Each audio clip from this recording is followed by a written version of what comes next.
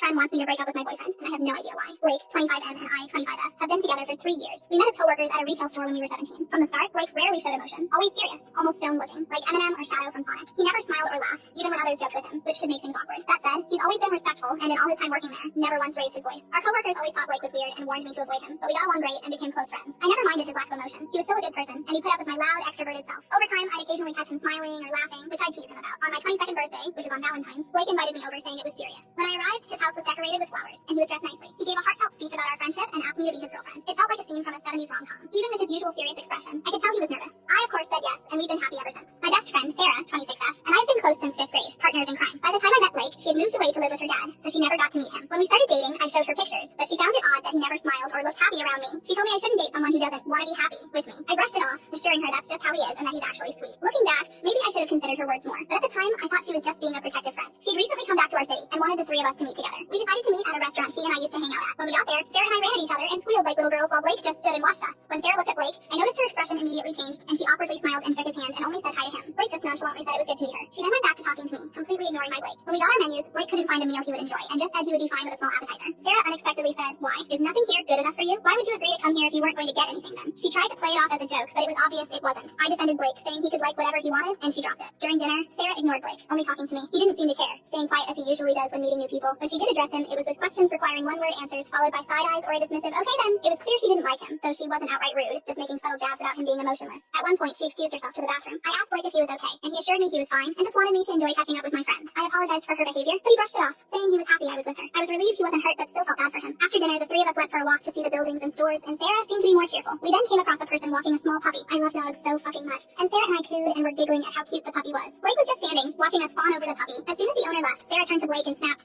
"How the fuck could you not even smile for a puppy? Are you seriously that soulless?" I was stunned and about to respond, but Blake just shrugged and kept walking. I asked Sarah what her problem was, and she quickly apologized, saying she didn't mean to yell. The rest of the walk was awkward. I wanted to go home, but Sarah had planned and paid for something after, so I decided to tough it out. At one point, I needed to use the bathroom, so we found a nearby store. When I came back, I saw Sarah screaming at Blake. She was hysterical, yelling, "It's not going to happen. I will never let this happen." I ran over, demanding to know what was going on. I asked Sarah what she meant, but all she said was that Blake was a sociopath and demanded I break up with him. Blake looked just as shocked as I was. I kept pressing them for an explanation, but neither answered, which only made me more anxious. People were staring, and I desperately tried to calm Sarah down. Eventually, I told Blake to walk back to the car while I called an Uber for Sarah. When we were alone, I tried to get Sarah to tell me what had happened, but she just stayed silent.